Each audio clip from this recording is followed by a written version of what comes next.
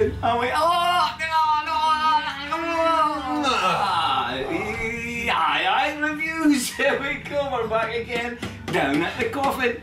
Nice to see you all. Thank you for tuning in to all our latest Ayeayereviews. It's some great feedback this week. As usual, this week. Buzzy Bill Hiccup And Mr. Series Steve. back at the coffin tonight. Coffin tonight. Coffin. Coffin. He was getting a wee bit excited there. Am I excited? I know. He was getting close. I He was. I was reaching over for the Aberlour. What is it? He wasn't reaching. He was really just trying to give me a nice little peck on the cheek. Well, you thought it was, so I thought I'd just get you going for a moment. What are these things? Tubes. Tubes. A wee tube. Is it a tube? A tube. Carrier? Can it be a box? Bottle holder. A can holder. Case? A case. Well, anyway, it's one of these thingies. Well, home in, you know. They'll come in boys. And that perhaps will give you a clue to what tonight we're about to review. I'm a poet and I didn't know it. Aberlour 10-year-old. There you go. Fairly basic, but fairly good.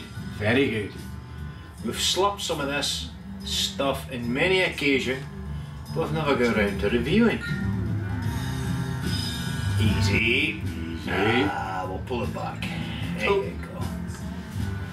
So we never got around to reviewing it, right enough? No, I'm sure we haven't. In Aberlour? our travels, we've never actually reviewed the Aberlour 10-year-old.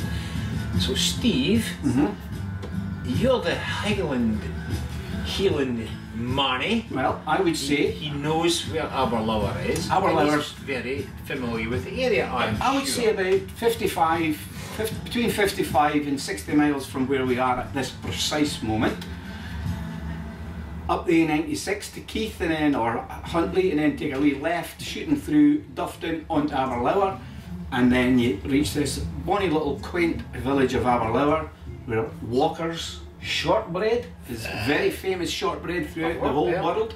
Beautiful place, beautiful shortbread, and also one of many, but Aberlour obviously in Aberlour is the main ingredient of Aberlour. We do lots of bottlings, 10-year-old, 12-year-old, 21-year-old, and so on and so on. They've got special bottlings. They've got a beautiful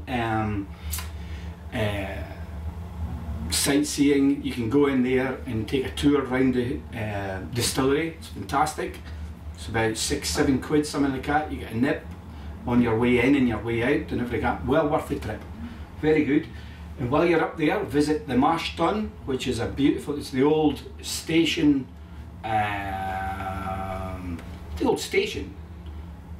in Aberlour, converted into a beautiful pub, lovely whiskies, and then about 2 miles north of it, you get the Craigellachie Inn, which has probably got one of the largest stocks of whiskies for sale.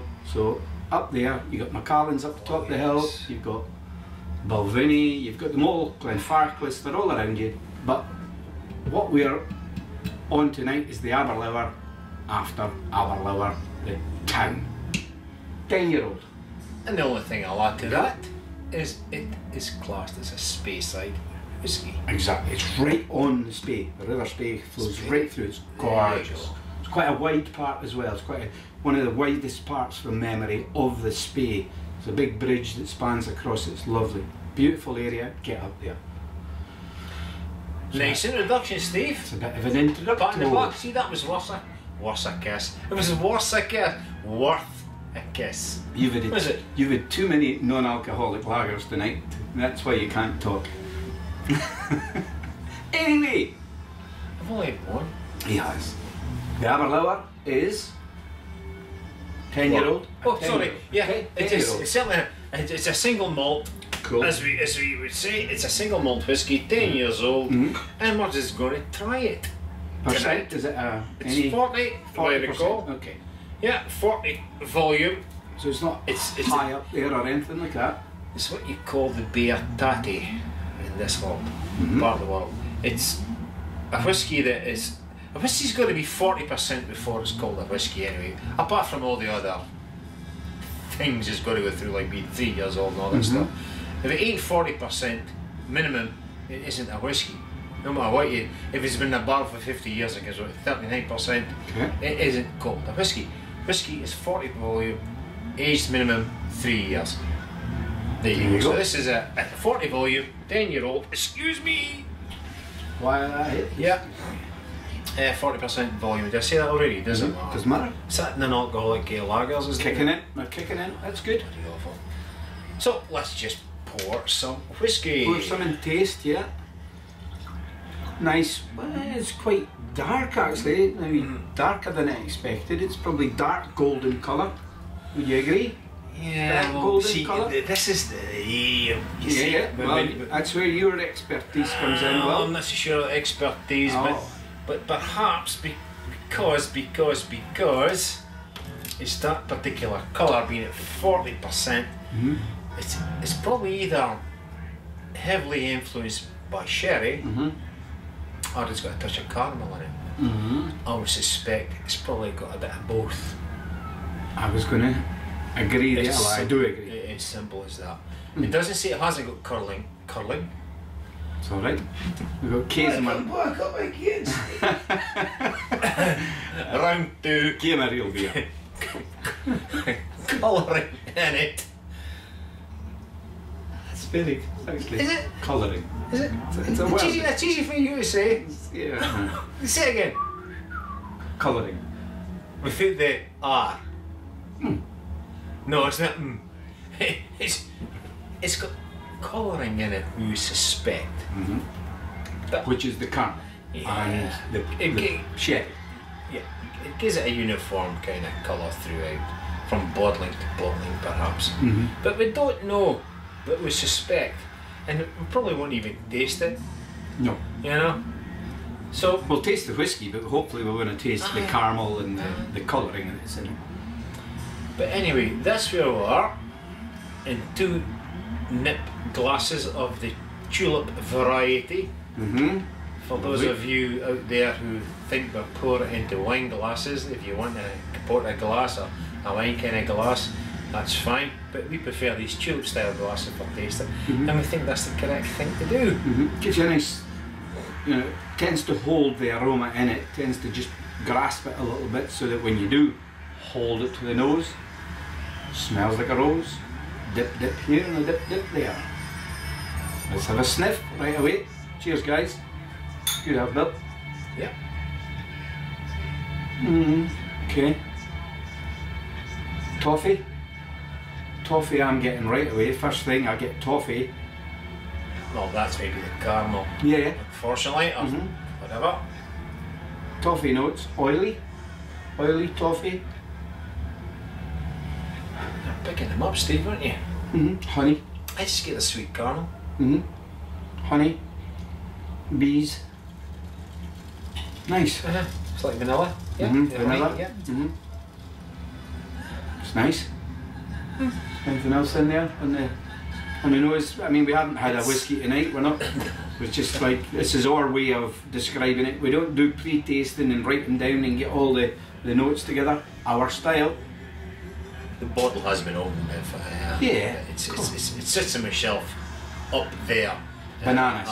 Amongst the others. And now and again we just get around to just having a slurp of our whiskies at hand. I've forgotten about this one for quite a while. So the bottle's probably been open for at least I reckon about a year. Because there's probably other whiskies that I probably prefer.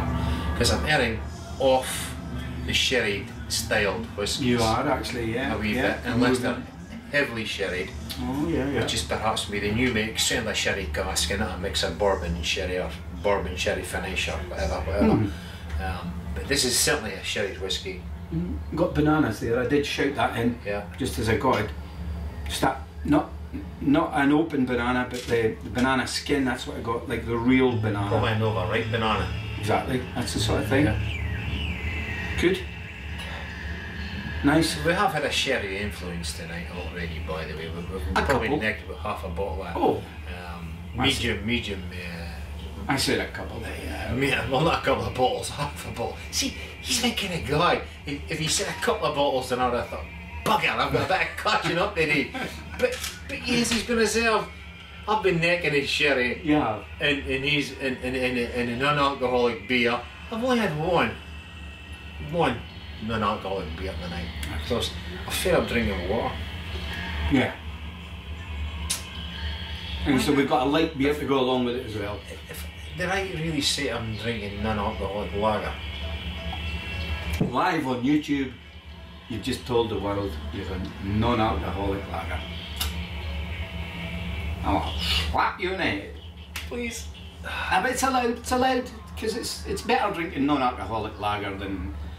I've got a thirst on tonight, and I've got quite a night ahead, I believe. I'm drinking whiskey. I needed a slot of something just in the neck. And I'll tell you, it's nothing to be embarrassed about. If you fancy a non-alcoholic beer, have one. Yep, or low percentage ones. It's a very wise thing to do. Because drinking nice beers and nice whiskies and that sort of thing ain't about getting just bashed. No. It's nice getting boozy along the way, but sometimes you just got to moderate things till if you're in a long sesh. Of course, we're in a long sesh. Yeah. Started about 4:30 in the afternoon, it's now 8:15 and we've still got another about X hours to go. Yeah, it could be quite a long one. Certainly into the late night and the small hours. So it's nice just to have a little something in between just to balance things a wee bit.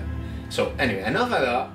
What do you think, Steve? Are you still getting the sherry notes or anything else on there? Definitely sweet. Definitely sweet. Sweet caramely. Let's have a taste, eh? Good. What's that? Here's taste.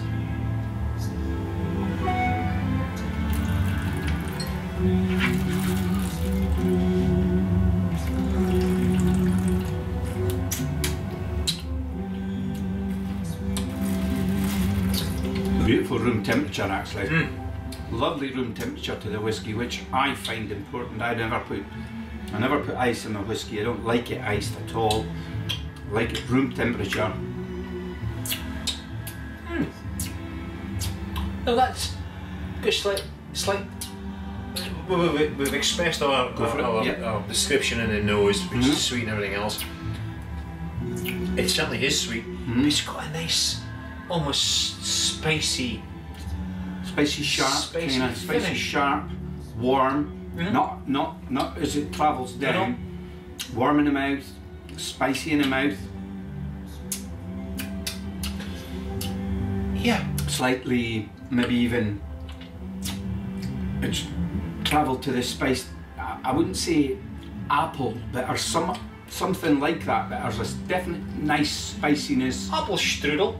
Something like that. That's what I'm thinking. Cinnamony, apple, pastry. Bit of zing in the background. Yeah, definitely got that in there. And maybe 40% volume is probably just about right for this whiskey. Nice in the belly. Yeah. Warm in the belly. Not warm down the throat. It's lovely. Nice and spicy in the tongue. It warms. You know how sometimes you take these whiskies and it's like, oh god, that hits you in the back of your throat. None of that. Travels down into the belly. Nice and warm in the belly. Really, really nice. Well, there you go. That's as close to a non-alcoholic whiskey I've tasted. I'm still getting that. I am getting the hints of sherry on the finish. The sweetness of the sherry. Definitely. It's sweet. I think what we've got here is whiskey that's been influenced by sherry and also been influenced by like whiskey. No, that might sound daft, but whiskey's got its own flavour, and sometimes the barrel can just offset the flavour of whiskey too much, and sometimes heavily sherried whiskies do that, as do bourbon and everything else. But I think these are casks that have probably been used once or twice, and the bourbon side of things, and the less the bourbon, more the whiskey's coming through the cask. Yeah, that'd be good. And influenced by sherry. I get that. I think it's a mix. That would be clever. That'd be clever, because I think you're right.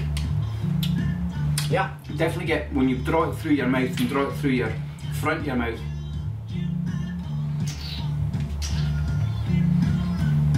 Kind of opens it up a wee bit more, and that's when you get that bananas, apples and fruity kind of stuff going on, maybe even pears as well. That's when you draw it that way kind of. Well, that's a hogshead barrel-ish type of flavour. Is that coming what you would? through. Aye, You'd expect from a hogshead or a refill. So it's like a vanilla, is it? Is that there's really the vanilla, but then that's then it's creating other things in your head. Really, all these things. There's no pear in there. There's no apples in there. All of this is created in your head, isn't it? It's just like it gives you this something in your head, that memory, click or whatever it is, and gives you the spiciness is a definite. But the pears there's not of and everything like that. It's just there's none of that in there. It just creates. It's a nice balance. The Aberlour just creates that. It's a lovely balanced whiskey. It's a very balanced whiskey. Nice whiskey. It's probably got to be sipped. So we're not going to rush this all the way through. Just what you always say. Take 5, and we'll come back and progress with our sampling. I'm sampling mine with, just so that you know, you people that enjoy a cigar as well, just to throw it in. It's a Partagas Serie P2 that I'm having tonight with this, which is lovely. It's quite a fresh one, it's a 2011 I think. Nice, working well. It's been a lovely cigar so far. It's a beautiful aroma. Yeah. Just a real strong tobacco smell, which is good. So work well. And I ain't lit my one yet, but we have had a couple of cigars previous.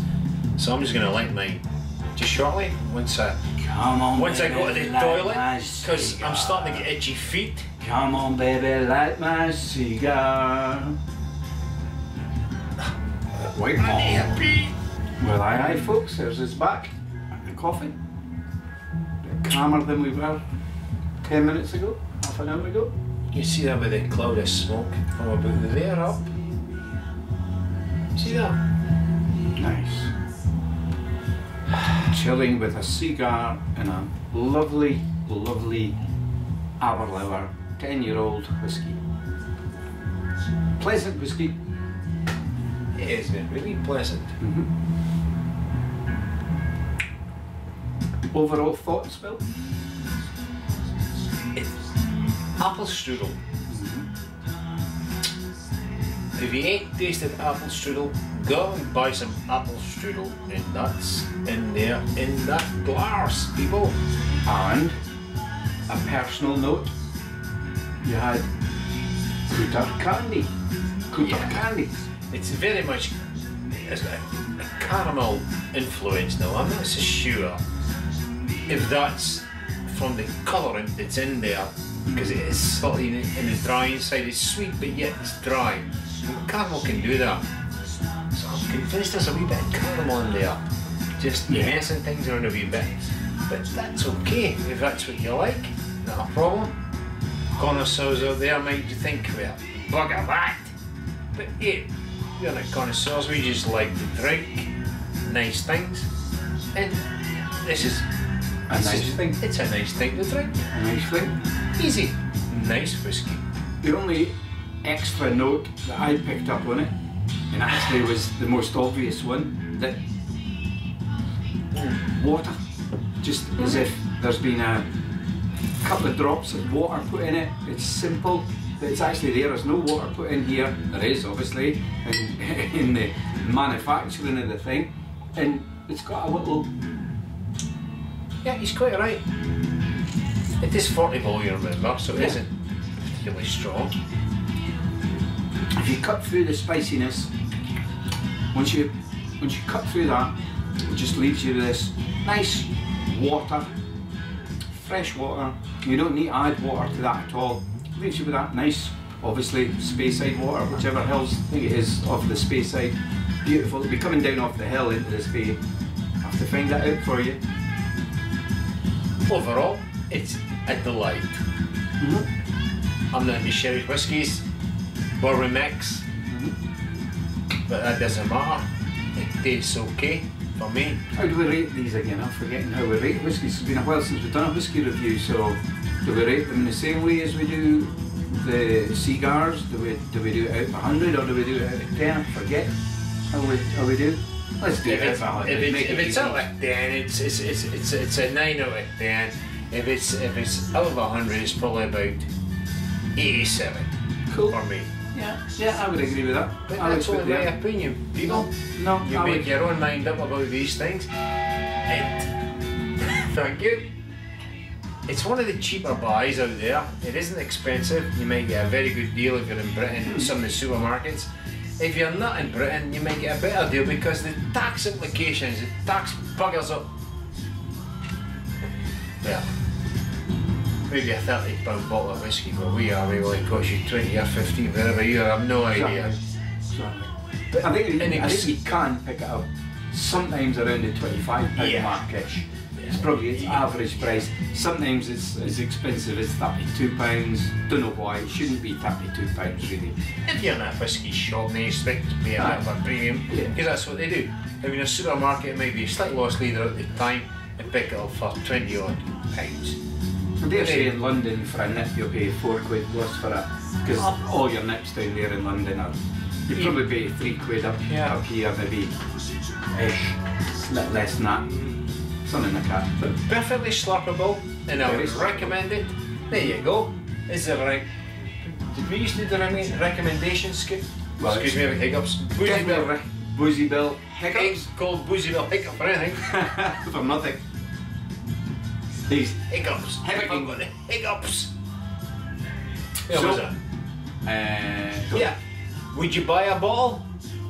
We yes. did buy a bottle. We bought many a bottle through the years. Definitely stock. It's stock. It's a stock item. It's a stock item. You've got to have that in your shelf. If you buy whiskies, you've got to have Aberlour in your shelf. And if you're ever introducing anybody to a single malt, good call. Aberlour, I don't think you go wrong. It's a good kick-off point for anyone. So on that note, I'm happy. Well, let's drink to being happy. Root toot. And we are. And there's the train coming. Sound effect going. But we are definitely out. The train's here. Is that the Keith to Dufftown train? What's it, Elgin? No, Keith to Dufftown. They do a little Keith to Dufftown. Get up there, Keith Festival. Yeah, the Whisky Fest. Keith to Dufftown train. There you go. The train to Marrakesh. We don't need the Marrakesh stuff. We just have the whiskey. Thank you. And good night. Thank you. Root toot and we root. Cheers.